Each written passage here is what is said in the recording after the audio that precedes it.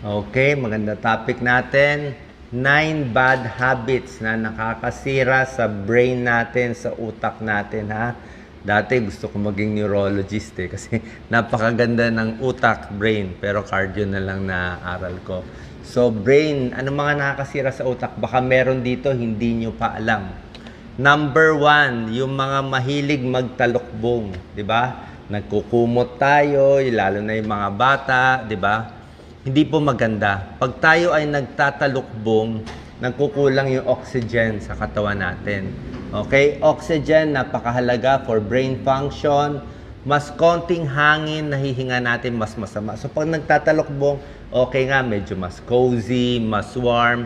Kaya lang, babagsak ang oxygen, tataas yung carbon dioxide. Okay? So, hindi po maganda. Bad habit po yan, ha? Baka masira yung brain natin. Number 2, kulang sa tulog. Okay? May mga taong kulang sa tulog, hindi po maganda. Kasi pag puyat tayo, mabagal ang pag-iisip, mahina ang memory, di ba? Pag puyat, nadadrowsy tayo, nadidepress. At may isang pag-aaral, lumiliit pa yung utak pag laging puyat. Okay? Habang natutulog, doon nare-relax yung brain, doon parang nalilinis ng utak natin yung mga masasamang bagay doon habang natutulog tayo. Okay? Number 3, hindi nagbe-breakfast. Kailangan talaga nagbe-breakfast. Pag hindi kayo nagbe-breakfast, pwedeng masira ang utak. Bakit? Babagsak ang blood sugar. Okay? Kulang ang nutrition, di ba?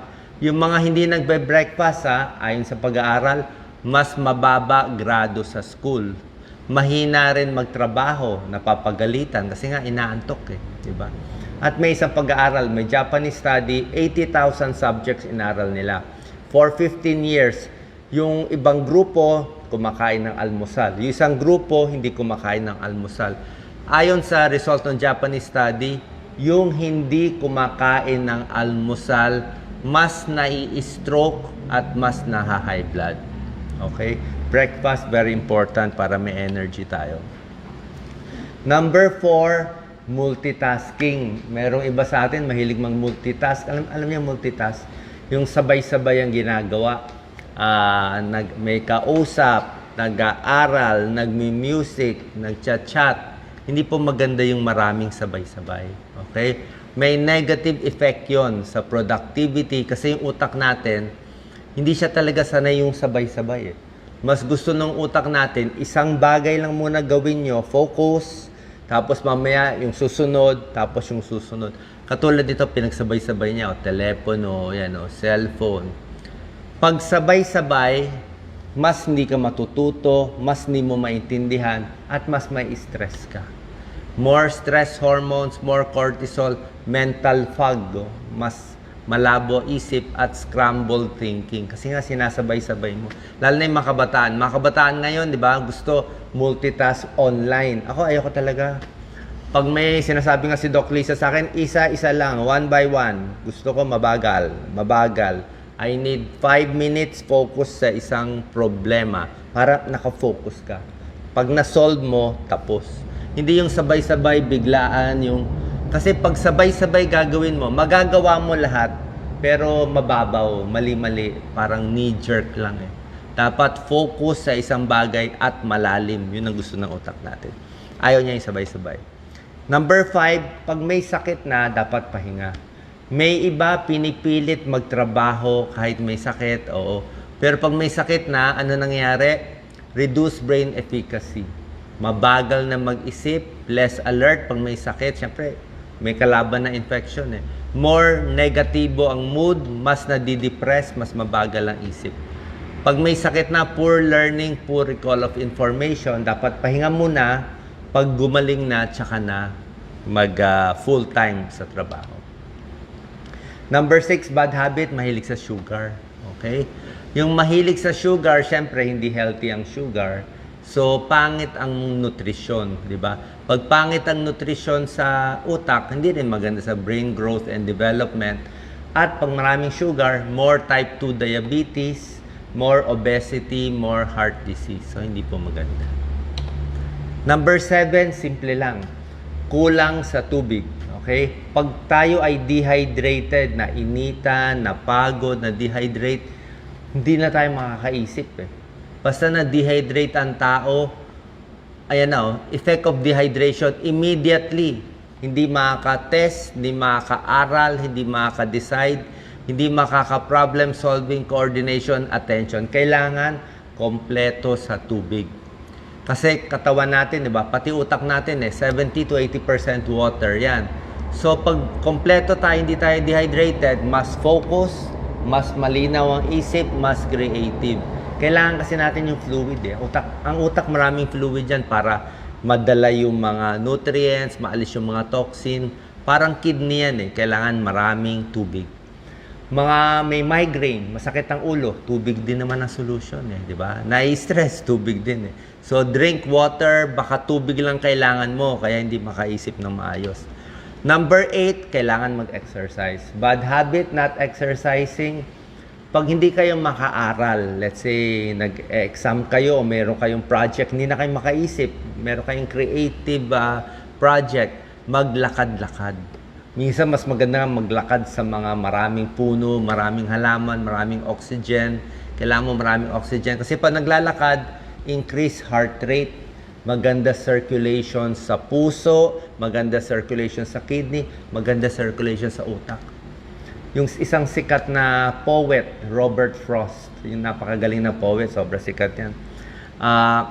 Paano siya nagsusulat? Everyday naglalakad siya 1 to 2 hours sa woods. Napakagaling. Doon niya nakukuha yung inspiration niya. Circulation, very important. Exercise, bawas stress. More mobility, more stretching, nakakabata ang exercise. Release endorphins, happy hormones, at nagpapalakas ng puso, baga, at utak. Number 9, tigil alak, tsaka sigarilyo. Common sense naman, di ba? Pag nalasing ka, ano problema, di ba? Pag nalasing ka, yung utak ang may diferensya. Wala kang balance, utak yun Nabubulol. Para ka nang na-stroke, di ba? Pag nalasing, bulol, hindi makalakad, bigla na lang babagsak. Kasi nga, nabababad ng alcohol yung utak natin. Ulitin ko, yung alak, nabababad yung utak natin. Kaya tayong nalalasing. Di ba? Kaya iwas na lang. Kasi oras na tumama yan sa utak, masama.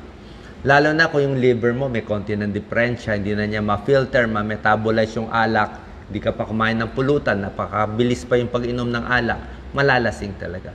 Smoking, ang daming problem, di ba? Brain, cell membrane, ano nasisira? Balance, coordination, motor skills, pag naninigarilyo. Pag naninigarilyo, sisira yung utak, stroke, dementia, ulyanin, Alzheimer's, meron pang multiple sclerosis na sisira. Okay? Finally, ito summary ng bad habits for the brain, good habits for the brain.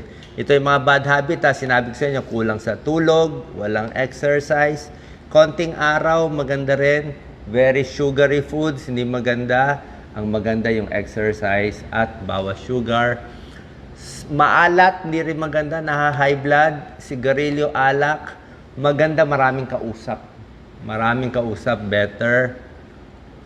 Kailangan lagi rin ginagamit yung utak. Crossword, sudoku, puzzle, laging very stressful, bad din for the brain. Tsaka yung sinabi ko nga, nagtatalokbong. Tsaka yung polluted environment, pollution, bad for the brain.